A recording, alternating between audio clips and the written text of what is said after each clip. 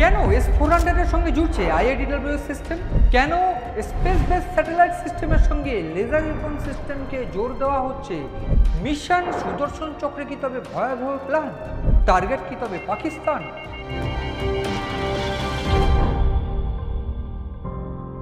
নমস্কার, আপনারা দেখছেন ইনসাইট আর আমি আপনাদের সঙ্গে রয়েছি মণি ভট্টাচার্য।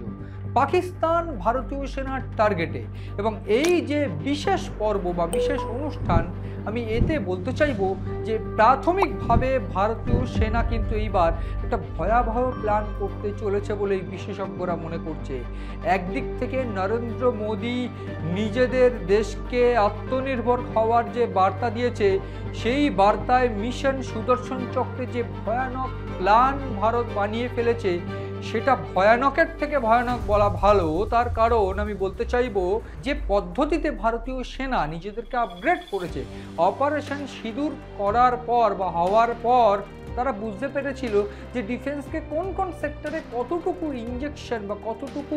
প্রয়োজন, কতটুকু এফোর্ট দিতে হবে, ঠিক ততটুকু ঠিক সেইভাবেই এফোর্ট দেওয়ার পর ভারতীয় সেনা বলার অপেক্ষা রাখে না যে এই মুহূর্তে দাঁড়িয়ে সামরিক দিক থেকে ভারত অন্যতম একটা শক্তিশালী দেশ। এবং ঠিক সেই জন্যই হয়তো অপারেশন সিঁদুরের পর থেকে ভারতীয় সেনার জয়গান আরও বৃদ্ধি পেয়েছে বা বারবার করে দেখা গিয়েছে। ঠিক এইভাবে এই একই পদ্ধতিতে এইবার যে বিষয়টা তুলে ধরার চেষ্টা করব, যেটা মূলত ভারতের এয়ার ডিফেন্স সিস্টেম, সেই এয়ার ডিফেন্স সিস্টেমকে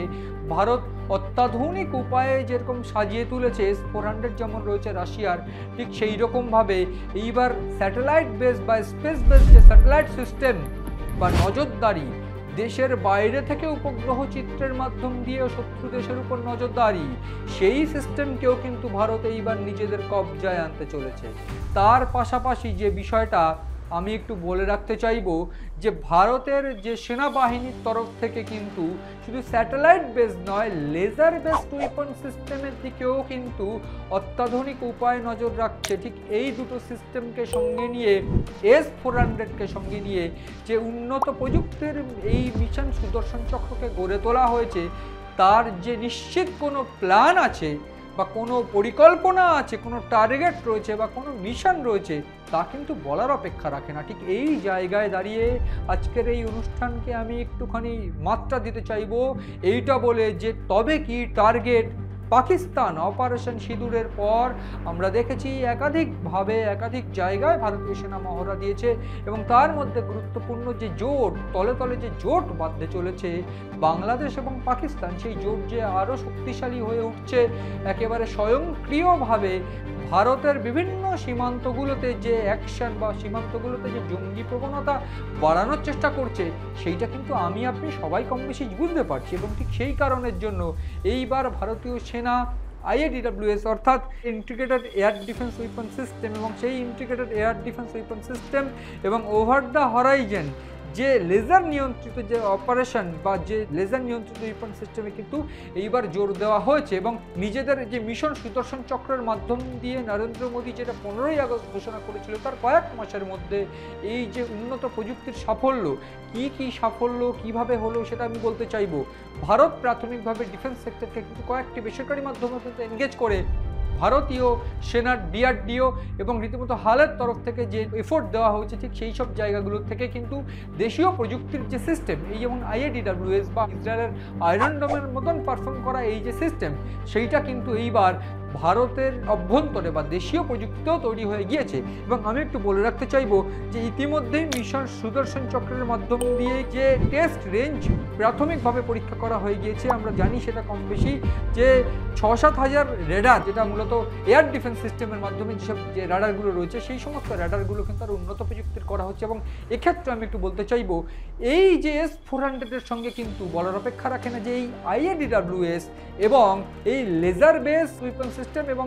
স্পেস বেসড স্যাটেলাইট সিস্টেমকে যদি জুড়ে দেওয়া হয় বা যেটা জোড়ার কথা বলা হচ্ছে, যেটা ইতিমধ্যে সফল পরীক্ষামূলকভাবে, এবং তার পাশাপাশি যেটা ইতিমধ্যে উড়িষ্যার চাঁদিপুর উপকূল থেকে টেস্ট করা হয়েছে, যেটা সফলভাবে উৎক্ষেপণ করা হয়েছে। এবং বলে রাখতে হবে এই যে DRDOর তরফ থেকে যে এই মিশন সুদর্শন চক্র, সেই মিশন সুদর্শন চক্রের মাধ্যম দিয়ে এই প্ল্যানগুলো করা হয়েছে কিভাবে আমি একটু বলতে চাইবো। প্রাথমিকভাবে এই IRDWS অর্থাৎ integrated air defence weapon system, যে শত্রুপক্ষের তরফ থেকে যে কোনো হামলা যে কোনো রকমভাবে ড্রোন হোক বা ব্যালিস্টিক মিসাইল চার্জ হোক সেই সমস্ত কিছুকে কিন্তু একেবারে রাডার দিয়ে ধরবে, বা বলা ভালো যে উপগ্রহ চিত্র যেটা স্পেস বেসড স্যাটেলাইট সিস্টেম সেইটা দিয়ে শত্রুপক্ষের কার্যকলাপগুলো রাডারের মাধ্যমে ট্র্যাক অ্যান্ড লক করা হবে। তারপর সেই যে মেসেজ একেবারে ডিরেক্ট রাডারের মাধ্যম দিয়ে চলে আসবে S-400-এর কাছে। S-400 কিন্তু সেই রকমভাবেই কিন্তু নিজেকে প্রিপারেশন নেবে এবং পাল্টা চার্জ করবে মিসাইল চার্জ, এবং সেক্ষেত্রে এই IRDWS যেটা মূলত এয়ার ডিফেন্স উইপন সিস্টেম সেইটা কিন্তু একটা গুরুত্বপূর্ণ, যেটা IRDWS-এর মাধ্যম দিয়ে চার্জ করবে এবং পাল্টা শত্রুদের যে মিসাইল সেটাকে একেবারে ধ্বংস করে দেবে, মাটিতে গুড়িয়ে দেবে। তার পাশাপাশি শত্রুপক্ষের একেবারে পাকিস্তানের মতো শত্রুদের কিন্তু একেবারে টার্গেট করার জন্য বা একেবারে শেষ করে দেওয়ার জন্য উন্নত প্রযুক্তির যে ট্যাঙ্কার সিস্টেম সেইটাও কিন্তু ভারতের হাতে এই মুহূর্তে এসে পড়েছে। বিভিন্ন ক্ষেত্রে বিভিন্ন উইংসকে সেই সমস্ত ট্যাঙ্কার সিস্টেম কিন্তু ডেভেলপ করে দেওয়া হয়েছে। এবং এক্ষেত্রে আমি একটু বলে রাখতে চাইবো, প্রতিরক্ষা মন্ত্রকের তরফ থেকে এই বিষয়টাও স্পষ্ট করে দেওয়া হয়েছে যে বহুস্তরীয় একেবারে লেয়ার ওয়াইজ যে উইপন সিস্টেম বা লেয়ার ওয়াইজ যে ডিফেন্স এয়ার ডিফেন্সের ক্ষেত্রে সেইটা কিন্তু সাজানো হয়েছে। এবং quick reaction surface two air missile, অর্থাৎ যেটা ভূমি থেকে এয়ারে মিসাইল চার্জ হবে, যেটা কুইক বেসড, একেবারে রাডার সঙ্গে সঙ্গে ধরলেই সেইটা সঙ্গে সঙ্গে রাডারে যখন কোনো রকম আক্রমণ একেবারে ধরা হবে বা ট্র্যাক অ্যান্ড লক করা হবে তখনই এই সারফেস বেসড যে কুইক এয়ার মিসাইল সেটা চার্জ করা হবে। এইটা কিন্তু একটা অন্যতম একটা শক্তিশালী যে লেয়ার সেটা বলা ভালো একেবারে ডিফেন্সের ক্ষেত্রে, এয়ার ডিফেন্সের ক্ষেত্রে। তারপরে যদি আসতে হয় advanced very short air defence system, যেটাও মূলত এই ধরনের মিসাইল যেটা অ্যাডভান্সড উপায়, যেটা একেবারে শত্রুদের তরফ থেকে কোনো রকম কিছু বোঝা গেলেই সেক্ষেত্রে অ্যাডভান্সড ভেরি শর্ট উইপন সিস্টেমকে চার্জ করা হলে এই মিসাইল একেবারে শত্রুপক্ষের ডেরা বা ঘাঁটি ভেঙে দেওয়া সক্ষম। তারপরে রয়েছে ডাইরেক্ট এনার্জি উইপন সিস্টেম, যেটা মূলত অন্যতম শক্তিশালী একটা যে ক্ষেত্র, যেটা ভারতীয় ডিফেন্স সিস্টেম আরও উন্নতভাবে সাজাচ্ছে এই মিশন সুদর্শন চক্রের মাধ্যম দিয়ে। এক্ষেত্রে আমি একটু বলে রাখার চেষ্টা করব, ভারতীয় সেনারা কিন্তু বুঝতে পারছে যে কেন পাকিস্তানকে টার্গেট করা হবে, এবং পাকিস্তানকে টার্গেট করার অন্যতম কারণ যেটা সন্ত্রাসবাদ এই মুহূর্তে তারা পোষণ করছে, এবং বিভিন্ন ক্ষেত্রে IS জঙ্গি বা ISI যারা রয়েছে তারা জঙ্গিদের মদত দিচ্ছে। হাফিজ সাইদকে আমরা দেখেছি, বা অন্যান্য ক্ষেত্রে বিভিন্ন রকমভাবে হাফিজ সাইদ যে মহিলা সংগঠন দিয়ে কাজ করছে বা বিভিন্নভাবে তারা কিন্তু এই গোটা ভারতবর্ষকে টার্গেট করার চেষ্টা করছে বিভিন্নভাবে। শুধু তাই নয়, বাংলাদেশকেও কিন্তু সঙ্গে নিয়ে তারা একদিকে নর্থ ইস্ট, একদিকে এই কাশ্মীরকে টার্গেট করার চেষ্টায় তারা এখনও রয়েছে। এবং ঠিক এই জায়গায় দাঁড়িয়ে যে প্ল্যান কিন্তু ভারতীয় সেনা করতে শুরু করে দিয়েছে যে কিভাবে তাদেরকে সাহায্য করা হবে, তারই একটা অন্যতম প্রযুক্তিগত দিক এই এয়ার ডিফেন্সকে আরও শক্তিশালী করা বা আরও পাওয়ারফুল করে তোলা। তার মধ্যে S-400 ইতিমধ্যে আমাদের আছে, S-500 কিন্তু খুব শীঘ্রই রাশিয়া ভারতকে দিয়ে দেবে। এবং তারই মধ্যে যে বিষয়টা আমাকে একটু বলে রাখতে হবে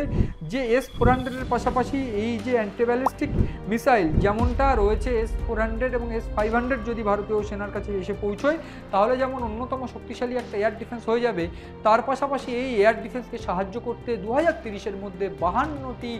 space base satellite system install করতে চলেছে ভারতীয় সেনা বা ভারত, যেখানে দাঁড়িয়ে গোটা ভারতের চারিপাশে সীমান্ত বরাবর এলাকায় বা সীমান্তের বাইরে গিয়েও গোটা দেশের বাইরে উপগ্রহ চিত্রের মাধ্যমে ধরা পড়বে যে ভারতের যে শত্রু দেশগুলো রয়েছে তারা কি অ্যাক্টিভিটি করছে, কি অ্যাক্টিভিটির মাধ্যম দিয়ে ভারতের কাছে থ্রেট পৌঁছতে পারে। এবং সেই থ্রেট একেবারে যদি রিচ করা সম্ভব হয় সেটাই র্যাডারের মাধ্যম দিয়ে চলে আসবে, দেশীয় প্রযুক্তির মাধ্যম দিয়ে এই র্যাডার তৈরি, এবং সেইটা চলে আসবে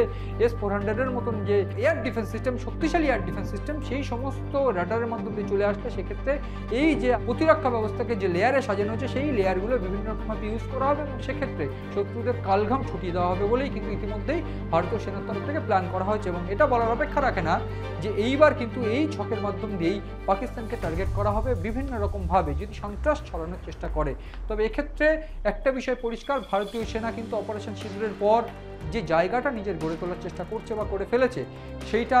অন্য দেশগুলোর তুলনায় অত্যাধুনিক এবং অত্যাধুনিক প্রযুক্তির মাধ্যম দিয়ে নিজের প্রযুক্তিতে নিজের দেশে অর্থাৎ মিশন সুদর্শন চক্রের মাধ্যম দিয়ে আত্মনির্ভর হওয়ার যে প্রক্রিয়া, ঠিক এইভাবেই কিন্তু ভারতীয় সেনা পরিষ্কার করে দেখিয়ে দিল, বা অপারেশন সিঁদুরের পর ভারতীয় সেনা এটা আরও পরিষ্কার করে দিয়েছে যে মেরা ভারত ঠিক কতটা মহান, এবং সামরিক ক্ষেত্রতে ভারতীয় ঝান্ডা, ভারতের পতাকা ঠিক কতটা উঁচুতে এই মুহূর্তে রয়েছে। সব মিলিয়ে পছন্দের এই সমস্ত তথ্য পেতে নজর রাখুন আপনাদের পছন্দের অনুষ্ঠান